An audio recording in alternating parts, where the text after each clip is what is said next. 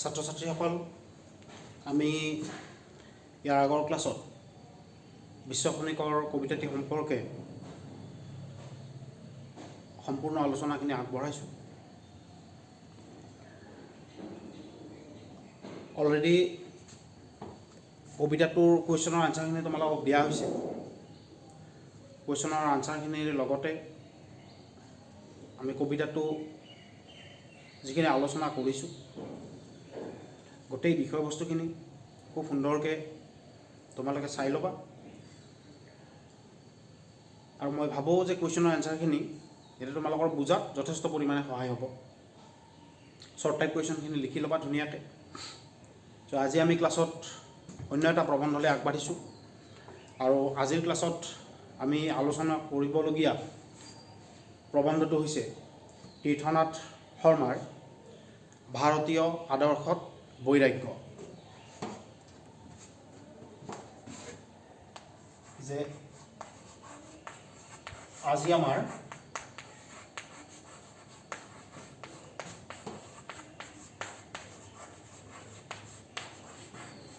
আলোচ্য প্ৰবন্ধ ভাৰতীয় আদৰ্শত বৈৰাগ্য। এতিয়া এই প্ৰবন্ধটো যদি আমি চাবলৈ যাওঁ, তেতিয়াহ'লে যে প্ৰবন্ধটোৰ যিটো নামকৰণ, এই নামকৰণত আমি দুটা ষ্টেপ পাওঁ। আমি প্ৰবন্ধটো ডিটেইলছত আমি আলোচনা কৰিম ন ডাউট, কিন্তু আমি সাধাৰণভাৱে এই নামকৰণটোৰ পৰা আমি কি বুজিব পাৰোঁ সেই কথাখিনি আমি চাই লওঁ। ইয়াত দুটা বস্তু আছে, এটা হৈছে ভাৰতীয় আদৰ্শ আৰু এটা হৈছে বৈৰাগ্য।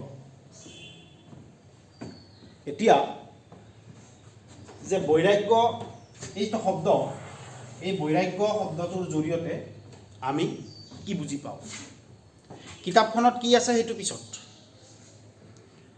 চ' আমি খুব সহজভাৱে যে আমি সচৰাচৰ জীৱনত আমি বৰ্তমানলৈকে যিমানখিনি জানো, চ' তাৰ জৰিয়তে আমি বৈৰাগ্য শব্দটো আমি বিচাৰ কৰিম, যে বৈৰাগ্য শব্দটোৰ জৰিয়তে আমি কি বুজি পাওঁ। গতিকে নিশ্চয় তোমালোকৰ মনত ভাৱ আহিব যে বৈৰাগ্য বুলি কোৱাৰ লগে লগে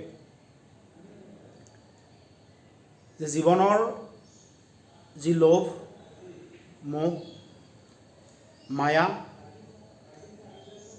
অৰ্থাৎ যি বৈষয়িক জীৱন,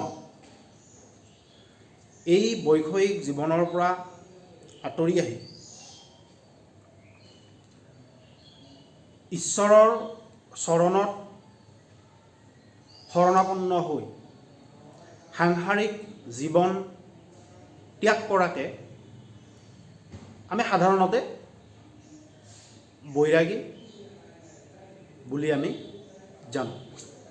এইটো আমি সচৰাচৰ জনা ডেফিনেশ্যন, যে যিয়ে মায়ামোহৰ পৰা সম্পূৰ্ণ মুক্ত হৈ সাংসাৰিক জীৱন ত্যাগ কৰিছে, কৰি তেওঁ ঈশ্বৰৰ নাম লৈ তেওঁ ঘূৰি ফুৰিছে, তেওঁকে আমি বৈৰাগী বুলি ভাবি লৈছোঁ, বা এইটো আমি জানো।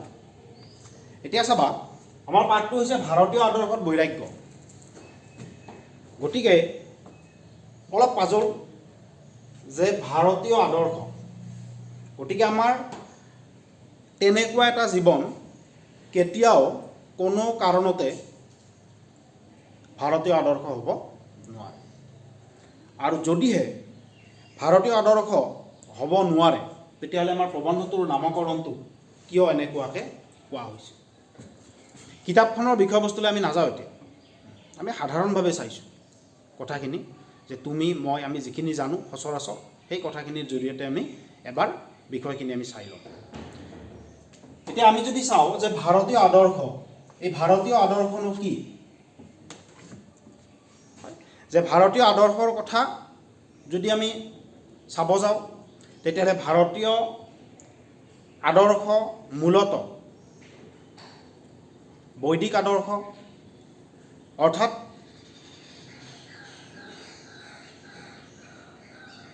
আমি কেনেধৰণে জীৱন যাপন কৰিম, আমি কেনেধৰণে জীৱন নিৰ্বাহ কৰিম, এই ক্ষেত্ৰত আমাক নিৰ্দেশ দিছে বেদ উপনিষদ বা আমাৰ যি ভাৰতীয় সংস্কৃতি, এই ভাৰতীয় সংস্কৃতিৰ মূলত বৈদিক সংস্কৃতি, যে বেদ উপনিষদে আমাক নিৰ্দেশ কৰিছে আমি কেনেধৰণে চলিব লাগিব, আৰু সেয়াই হৈছে আমাৰ আদৰ্শ।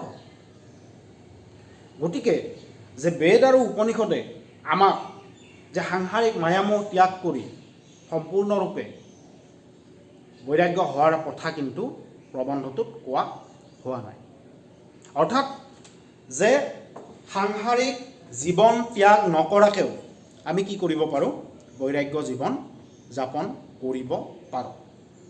এতিয়া সাংসাৰিক জীৱনত মায়া, মোহ, লোভ এই সকলোবোৰৰ মাজত থাকি আমি কেনেকৈ বৈৰাগ্য জীৱন আমি যাপন কৰিব পাৰোঁ, সেই কথাখিনিয়ে হৈছে প্ৰবন্ধটোৰ মূল বিষয়। সেই কথাখিনিক লৈ প্ৰবন্ধটো আগবাঢ়িছে। তাত বেদ উপনিষদৰ কথা যথেষ্ট পৰিমাণে বিশ্লেষণ দিয়া হৈছে, যে আমাক কেনেধৰণৰ আদৰ্শৰ কথা কৈছে। এতিয়া যদি আমি চাওঁ যে আমাৰ যি পৌৰাণিক শিক্ষা ব্যৱস্থা, বৈদিক যুগৰ কথা যদি আমি চাবলৈ যাওঁ, যে বৈদিক যুগৰে পৰা আমাৰ এনেকুৱা ধৰণৰ শিক্ষা দিয়া হৈছে যে আমি সুন্দৰ জীৱন যাপন কৰিব লাগে, সুন্দৰ জীৱন যাপন কৰিব লাগে, জীৱন যাপন শৈলী সুন্দৰ হ'ব লাগে। এতিয়া কথাটো হৈছে যে এই যিটো সুন্দৰ, আমি কেনেধৰণে সুন্দৰ জীৱন যাপন কৰিম তাৰ নিৰ্দেশ বেদ আৰু উপনিষদে আমাক দিছে। এতিয়া বেদ আৰু উপনিষদে আমাক কেনেকুৱা ধৰণে নিৰ্দেশ দিছে? বেদ আৰু উপনিষদ আল্টিমেট কি? যে বেদ আৰু উপনিষদ আমি পঢ়িব লাগিব, তেতিয়াহে যে তাৰ যিবোৰ তত্ত্ব, সেই তত্ত্ববোৰ আমি উপলব্ধি কৰিব পাৰিম। এতিয়া বেদ আৰু উপনিষদ সাধাৰণ মানুহে পঢ়াটো ইমান সহজসাধ্য নহয়। যে ওপৰে নোটাত আমি ওপৰে পঢ়িব পাৰিম, কিন্তু তাৰ যিবোৰ তত্ত্ব, এই তত্ত্ব কিন্তু আমি বিচাৰ বিশ্লেষণ সহজতে কৰিব নোৱাৰোঁ। আৰু তাৰ কাৰণে আমাৰ যি পৌৰাণিক শিক্ষা পদ্ধতি, সেই পৌৰাণিক শিক্ষা পদ্ধতিত কি আছিল? বেদ উপনিষদৰ জৰিয়তে আমি কেনেকৈ শিক্ষা লাভ কৰিম, যে তাৰ গুৰুত্ব কিন্তু আছিল। আৰু সেইকাৰণে যে তাৰ ওপৰত ভিত্তি কৰিয়ে বেদৰ যি আদৰ্শ, বেদে যি নীতি নিৰ্দেশনা আমাক দিছে, সেই নীতি নিৰ্দেশনাৰ জৰিয়তে আমাৰ সাহিত্য, সংস্কৃতি, সভ্যতা গঢ় লৈ উঠিছে। আৰু সেইকাৰণে ভাৰতীয় সংস্কৃতিৰ মূল আধাৰ বুলি ক'লে আমি বেদকে বুজি পাওঁ। এতিয়া তীৰ্থনাথ শৰ্মাৰ এইটো প্ৰবন্ধ অতি সাৰুৱা প্ৰবন্ধ, আৰু এই প্ৰবন্ধটোত প্ৰবন্ধকাৰে ভাৰতীয় আদৰ্শৰ কথা ক'বলৈ গৈ মূলতঃ তেওঁ টানি আনিছে বেদ উপনিষদৰ কথা। এতিয়া চাবা যে আমাৰ সাধাৰণ মানুহৰ জীৱনক আমি যদি চাওঁ, যে জীৱনক 4টা স্তৰত বিভক্ত কৰা হৈছে।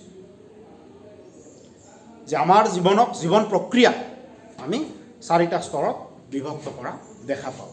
কি 4টা স্তৰ? আমি যদি চাব যাওঁ, যে 1 নম্বৰত ব্ৰহ্মচৰ্য, 2 নম্বৰত গাৰ্হস্থ্য, 3 নম্বৰত বানপ্ৰস্থ,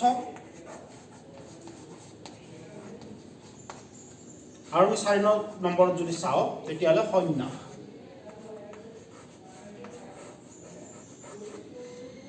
আমাৰ জীৱনৰ এই 4টা হৈছে স্তৰ, যে ব্ৰহ্মচৰ্য, গাৰ্হস্থ্য, বানপ্ৰস্থ, সন্ন্যাস। গতিকে এই প্ৰক্ৰিয়াটোৰ জৰিয়তে আমি কি কৰিব লাগিব? আগবাঢ়িব লাগিব। যে নাম্বাৰ 1 ব্ৰহ্মচৰ্য। এতিয়া ব্ৰহ্মচৰ্য ব্ৰত কি?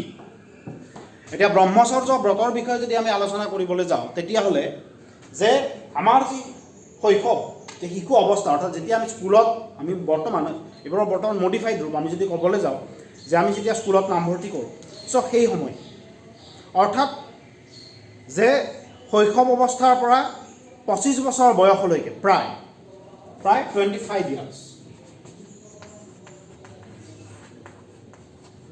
25 বছৰ বয়সলৈকে আমি কি কৰিব লাগিব গুৰুগৃহত আমি শিক্ষা গ্ৰহণ কৰিব লাগিব বৈদিক যুগৰ কথা অৱশ্যে তাৰ মডিফাইড ৰূপ এতিয়াও আমি এনেকুৱাকৈ আমি স্কুলত শিক্ষা গ্ৰহণ কৰি আছোঁ হয় এইবোৰ মডিফাইড ৰূপ বৈদিক যুগত যদি আমি চাওঁ যে ব্ৰহ্মচৰ্য ব্ৰতত 25 বছৰ বয়সলৈকে গুৰুগৃহত থাকি শিক্ষা গ্ৰহণ কৰিব লাগিব এতিয়া কথাটো হৈছে যে গুৰুগৃহত থাকি আমি কি শিক্ষা গ্ৰহণ কৰিম এইটো হ'ব মূল কথা যে গুৰুগৃহত থাকি আমি কি শিক্ষা লাভ কৰিম গুৰুৱে আমাক কি শিক্ষা দিব এই কথাখিনি যদি আমি চাবলৈ যাওঁ যে গুৰুৱে আমাক এক সংযত জীৱন যাপনৰ শিক্ষা দিব মূল হৈছে সংযত জীৱন যাপন আৰু বাকীবোৰ হ'ব আনুষাংগিক গতিকে সংযত জীৱন আমি কিয় যাপন কৰিব লাগে কথাটো এনেকুৱা যে সংযত জীৱন যাপনে কি কৰে সংযত জীৱন যাপনে নিজৰ জীৱন সুস্থিৰ কৰে নিজৰ জীৱন সুন্দৰ কৰে লগতে সামাজিক জীৱনক সুন্দৰ কৰি তোলে অৰ্থাৎ মোৰ জীৱন যাপন পদ্ধতি যদি সুন্দৰ হয় তেতিয়াহ'লে অবভিয়াছলি মোৰ ঘৰখনৰ জীৱন যাপন পদ্ধতি সুন্দৰ হ'ব আৰু যদি মোৰ ঘৰখনৰ জীৱন যাপন পদ্ধতি সুন্দৰ হয় তেতিয়াহ'লে মোৰ ওচৰৰ পৰিয়ালটোৰো জীৱন যাপন পদ্ধতি কি হ'ব সুন্দৰ হ'ব অৰ্থাৎ যে আমি সুন্দৰ জীৱন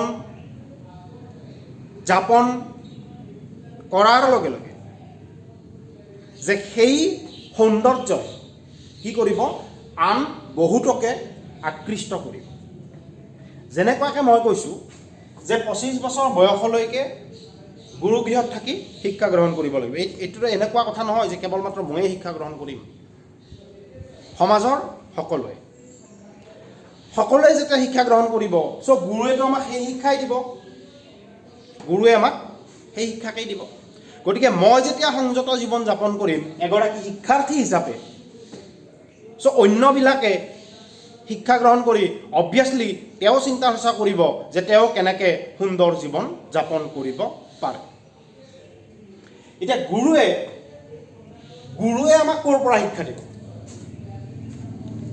যে গুৰুৱে আমাক শিক্ষা দিব বেদ উপনিষদৰ জৰিয়তে অৰ্থাৎ কথাটো হ'ল যে গুৰুসকলে বেদ উপনিষদ অধ্যয়ন কৰিব বেদ উপনিষদ অধ্যয়ন কৰি তাৰ যি মূল তত্ত্ব সেই মূল তত্ত্ব বা তাৰ যি সাৰমৰ্ম সেই সাৰমৰ্ম তেওঁলোকে উপলব্ধি কৰিব তেওঁলোকে হৃদয়ংগম কৰিব আৰু আমি সৰ্বসাধাৰণ মানুহে যিবোৰ কথা সহজভাৱে পঢ়িলে বুজি নাপাওঁ সেই কথাখিনি গুৰুৱে আমাক খুব সহজকৈ বুজাই দিয়ে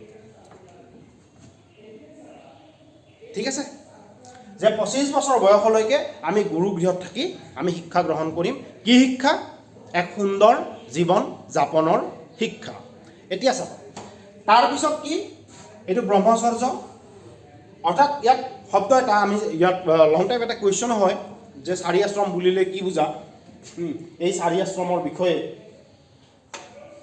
আলোচনা কৰা চ' তেতিয়া আমি এইটো লং টাইপ কুৱেশ্যনত লিখিব লাগিব আৰু যেতিয়া আমি লং টাইপ কুৱেশ্যনত যেতিয়া এই কুৱেশ্যনৰ আনচাৰটো লিখিম চ' ব্ৰহ্মচৰ্য আশ্ৰম বা ব্ৰহ্মচৰ্য ব্ৰতৰ বিষয়ে আমি যেতিয়া লিখিম তাত এটা শব্দ কিন্তু আমি লিখিবই লাগিব সেই শব্দটো হ'ব যে ব্ৰহ্মবিধি অনুসৰি জীৱন যাপন কৰা ব্ৰহ্মবিধি অনুসৰি ব্ৰহ্মবিধি মানে যে বেদ উপনিষদে আমাক যি নীতি আদৰ্শ দেখুৱাইছে কুৱেশ্যনৰ আনচাৰ যেতিয়া আমি পঢ়িম তেতিয়া আমি কথাখিনি খুব সুন্দৰকৈ নিশ্চয় বুজি পাম চ' নেক্সট ষ্টেপত আমি আগবাঢ়িম যে গাৰ্হস্থ্য জীৱন অৰ্থাৎ গৃহস্থ জীৱন, সাংসাৰিক জীৱনত আমি প্ৰৱেশ কৰিব লাগিব। এতিয়া চাবা যে প্ৰকৃত জ্ঞান, নম্বৰ 1 ষ্টেপ, যে প্ৰকৃত জ্ঞান অবিহনে যদি আমি গাৰ্হস্থ্য জীৱনত প্ৰৱেশ কৰোঁ, অৰ্থাৎ আমি কেনেধৰণে জীৱন যাপন কৰিম, আমি কেনেধৰণে জীৱন পৰিচালনা কৰিম, সেই জ্ঞান যদি আমাৰ নাথাকে, তেতিয়াহ'লে সেই জ্ঞান অবিহনেই যদি আমি গাৰ্হস্থ্য জীৱনত প্ৰৱেশ কৰোঁ, তেতিয়াহ'লে কি হ'ব? জীৱনত যথেষ্ট পৰিমাণে সমস্যা হ'ব। গতিকে গাৰ্হস্থ্য অৰ্থাৎ গৃহস্থী জীৱনত, সাংসাৰিক জীৱনত আমাৰ দায়িত্ব আহি পৰিব, হয়, যে আমি সংসাৰ আগবঢ়াব লাগিব, বিয়া বাৰু কৰাব লাগিব, সতি সন্তানৰ দায়িত্ব ল'ব লাগিব, আল্টিমেট এক সম্পূৰ্ণ জীৱন। আৰু এই সম্পূৰ্ণ জীৱনৰ যি দায়িত্ব, সেই দায়িত্ব কিন্তু আমি প্ৰকৃতাৰ্থত আমি কি কৰিব নোৱাৰিম? পালন কৰিব নোৱাৰিম, যদিহে আমাৰ প্ৰকৃত জ্ঞান নাথাকে। এতিয়া কথাটো হৈছে যে আমি সাধাৰণভাৱে আমি জীৱন যাপন কৰিব পাৰোঁ। কথাটো এইটো যে আমি সাধাৰণভাৱে আমি জীৱন যাপন কৰিব পাৰোঁ, যে ব্ৰহ্মবিধি এইবোৰ জ্ঞান নথকাকৈও আমি কি কৰিব পাৰোঁ? সংসাৰত প্ৰৱেশ কৰিব পাৰোঁ, ন' ডাউট আমি কৰিব পাৰোঁ। এতিয়া সংসাৰত যদি আমি প্ৰৱেশ কৰোঁ, চ' মোৰ যি দায়িত্ব, সেই দায়িত্ব পালন কৰিবলৈ যাওঁতে, হয়, আমাক যি বেদ আৰু উপনিষদে আদৰ্শ দিছে, যিটো ট্ৰেক আমাক ধৰি দিয়া আছে, চ' কেতিয়াবা মই সেই ট্ৰেকৰ পৰা কি হ'ব পাৰোঁ? নিশ্চয়কৈ বিচলিতও হ'ব পাৰোঁ। আৰু যদিহে সেই ট্ৰেকৰ পৰা আমি বিচলিত হওঁ, তেতিয়াহ'লে কি হ'ব?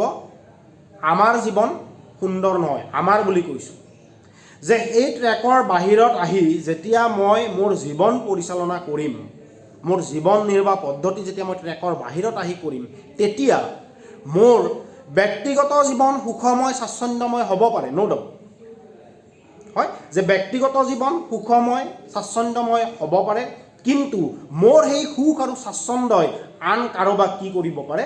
দুখ দিব পাৰে। আৰু যদিহে আমি চাওঁ যে মোৰ সুখ স্বাচ্ছন্দ্যই যদি আন কাৰোবাক দুখ দিছে, বা আন কাৰোবাক দুখ দি যদি মই জীৱনত নিজৰ সুখ স্বাচ্ছন্দ্যৰ কথা চিন্তা কৰিছোঁ, সি কেতিয়াও কোনো কাৰণত প্ৰকৃত জীৱন নিৰ্বাহ হ'ব নোৱাৰে।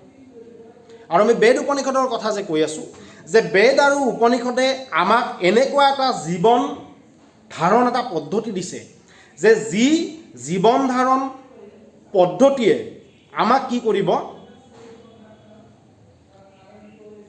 একাত্ম কৰি তুলিব। আৰু যদিহে আমি সকলোৱে লগ হৈ, হয়, ইয়াত প্ৰবন্ধটোৰ সংবিভাজ্য শব্দ এটা ব্যৱহাৰ কৰিছে। আমি প্ৰবন্ধটো যেতিয়া ডিটেইলছত আৰম্ভ কৰিম, চ' তেতিয়া কথাখিনি ডিটেইলছত ক'ম। মই জাষ্ট এনেই তোমালোকক এটা সাধাৰণ আভাস এটা দিবলৈ যত্ন কৰিছোঁ। আমি সচৰাচৰ আমি যেনেকুৱাকৈ কথাখিনি জানো, চ' তেনেকুৱাকৈ কথাখিনি বুজিলে অবভিয়াছলি আমাৰ যথেষ্টখিনি সুবিধা হ'ব। সেইকাৰণে মই কথাখিনি এবাৰ তোমালোকক জাষ্ট মই অভাৰঅল ডিছকাশ্যন এটা দিব বিচাৰিছোঁ। গতিকে বেদ আৰু উপনিষদে এনেকুৱা এটা জীৱন ধাৰণৰ উপায় দিছে যে আমি যদি প্ৰত্যেকেই তেনেকুৱা ধৰণে জীৱন নিৰ্বাহ কৰিব বিচাৰোঁ, তেতিয়াহ'লে আমাৰ সমাজখন কি হ'ব? সুন্দৰ হ'ব। অৰ্থাৎ বেদ আৰু উপনিষদৰ যিবোৰ মূল তত্ত্ব, যিবোৰ বিধি আছে, সেই বিধিবোৰ যদি আমি চাবলৈ যাওঁ, তেতিয়াহ'লে সেই বিধিবোৰে মূলতঃ আমাক এই কথাটোৱে কৈছে যে আমাৰ জীৱন উন্নত হ'ব লাগে, আমাৰ জীৱন উন্নত মানদণ্ডৰ হ'ব লাগে। বেদৰ আৰু উপনিষদৰ কথামতে যদি আমি চাওঁ যে আমাৰ জীৱন উন্নত মানদণ্ডৰ হ'ব লাগে, এতিয়া আমাৰ জীৱন উন্নত মানদণ্ডৰ যে আমি সাধাৰণভাৱে আজিৰ ডেটত আমি যি উন্নত মানদণ্ডৰ জীৱন বুলি ভাবোঁ, চ' তাক কিন্তু নিৰ্দেশ কৰা হোৱা নাই। নিগেটিভ মাইণ্ডত নল'বা কথাখিনি, যে আমি ব্যক্তিগতভাৱে যদি আমি চাওঁ যে আমি ব্যক্তিগতভাৱে বৰ্তমান সময়ত আমি নিজৰ জীৱন যি পদ্ধতি, সেই পদ্ধতি যেতিয়া উন্নত মানদণ্ডৰ কৰিবলৈ যাওঁ, তেতিয়া আন কাৰোবাৰ নিশ্চয়কৈ ক্ষতি হয়। আমি বহু ক্ষেত্ৰত আমি দেখিবলৈ পাওঁ। গতিকে সেয়া কিন্তু উন্নত জীৱন কেতিয়াও হ'ব নোৱাৰে, হয়। আৰু বেদ আৰু উপনিষদে এই কথাখিনি আমাক নিৰ্দেশ কৰিছে যে সেয়া কিন্তু কেতিয়াও উন্নত মানদণ্ডৰ এটা জীৱন হ'ব নোৱাৰে। উন্নত মানদণ্ডৰ জীৱন এইটোৱে হ'ব যেতিয়া সমাজখনৰ সকলোৱে যেতিয়া কি হ'ব সুন্দৰভাৱে জীৱন যাপন কৰিবলৈ পাৰিব। আৰু যদিহে সমাজখনৰ সকলোৱে সুন্দৰভাৱে জীৱন যাপন কৰিব পাৰে তেতিয়াহ'লে আমাৰ সমাজৰ যিটো পিকচাৰ হয় এই সমাজৰ পিকচাৰটো কেনেকুৱা হ'ব সেইটো আমি এনেই অনুমান কৰিব পাৰোঁ। আৰু সেইকাৰণে প্ৰবন্ধটোত এটা খুব সুন্দৰ বাক্য দিয়া হৈছে হয় যে উপনিষদৰ বাক্যবোৰে হয় যে উপনিষদৰ সেই বাক্যবোৰে যেন কি কৰিছে আমাক তেনেকুৱা কথাবোৰকে উপলব্ধি কৰাইছে।